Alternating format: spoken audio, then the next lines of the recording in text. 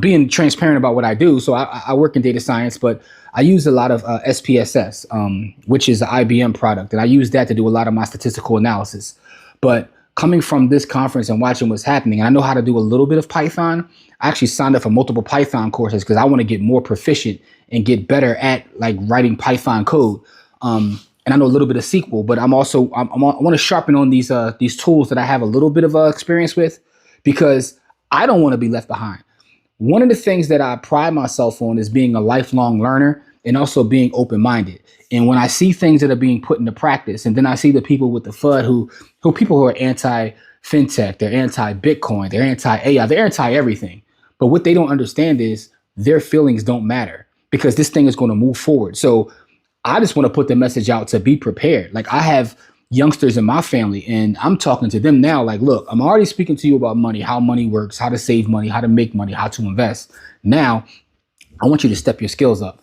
Everybody should learn coding. Everybody should understand blockchain technology, right? And I'm not talking about the other stuff. You know what I'm saying? Hell no. When I say blockchain, I'm talking about Bitcoin. I'm not talking about the other stuff. Nope, not doing it. Hell no, no, no, no, no, no. I just want us to really become learners, right? I talk about every episode that I don't want you to take my word for it. I want you to go do your own research. I'm just giving you some things to research, right? And the reason why I think it's important is because we've gotten away from developing our own thoughts, like being thinkers. Sometimes people go on the internet and look for people to give them a feeling. So, and people for people to tell them how to feel about specific topics. I'll tell you how I feel, but I want you to go do further research. Don't even take my word for it. But the fact is, when it comes to Bitcoin, right? Bitcoin is an entire industry at this point, right? I was going to do a whole episode on a strategic Bitcoin reserve, which was signed, into law recently by the government.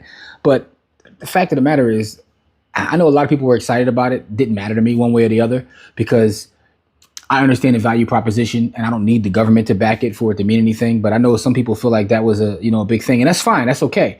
But when you see BlackRock get into the space, when you see the US government get into the space, when you see Fidelity get into the space, when you see billionaires buy it, at some point you have to understand that it's not going away, right?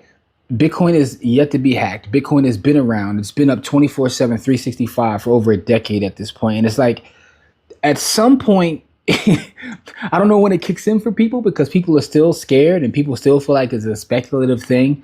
Again, I always say Bitcoin isn't an investment. It's a savings technology. But again, I want you guys to do your research. I've given you several books. And if this is your first time watching this show, go back. This is episode 51. This is the Dick Buckus episode. Pause. In Jesus' name.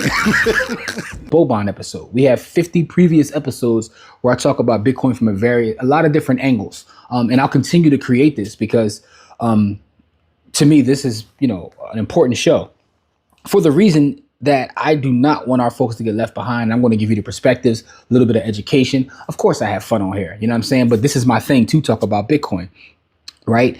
And it's kind of technology too, because I remember even being in real estate 20 years ago when people would say, you don't want to buy the land, you don't want to do these things because, being a landlord is terrible, blah, blah, blah, all different bad things about real estate. And then the folks that I know that got into this space are now millionaires, and folks that stayed away from it, are still, scratching and surviving. But, everything is going to move forward, but we have to be prepared.